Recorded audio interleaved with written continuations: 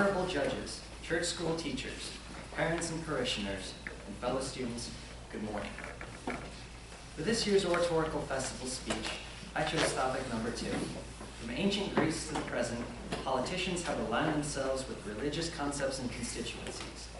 How is an Orthodox Christian supposed to discern whether today's politicians do this out of genuine piety or in order to manipulate the electorate? I chose this topic because no Orthodox Christian should ever have to worry about being marginalized simply for their religious beliefs. The topic started out by stating, from ancient Greece to the present, politicians have aligned themselves with religious concepts and constituencies. I would like to take a look at history and show how religious beliefs can affect the operation of government and vice versa. First, I would like to bring up King Henry VIII of England. In 1527, Henry asked Pope Clement VII to annul his marriage to Catherine of Aragon. Resistance builds, and Henry is forced to separate England from the Catholic Church and create the Church of England, which grants his annulment.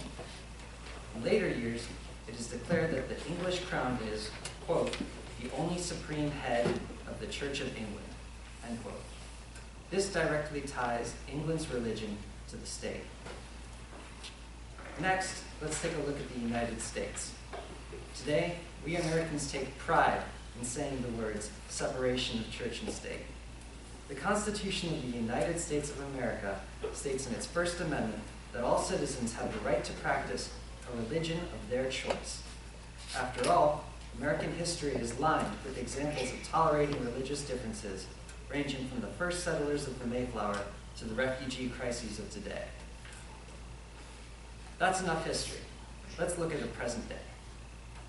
Today we see that politicians may also use their religious beliefs to justify their stance on a controversial issue.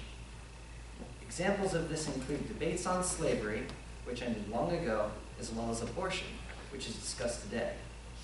Politicians who bring up their views, then justify them with their religion, should look closely to ensure their accuracy. Politicians who use their religion as a platform to promote themselves should ask, do my objectives line up with those of my religion? Now, to answer the question, how should Orthodox Christians attempt to separate piety from manipulation? Well, a candidate's primary goal is to get elected. However, as Orthodox Christians, we should attempt to gauge a politician's piety. According to Romans, chapter 13, verse 1, let every soul be subject to the governing authorities, for there is no authority except from God, and the authorities that exist are appointed by God. That is to say, a person who follows the laws of God shall have little issue with following the laws of man, as long as the laws of man do not defy those of God. Let me leave you with this. Every Sunday, our divine liturgy reminds us, for our country, the president, and all those in public service, let us pray to the Lord.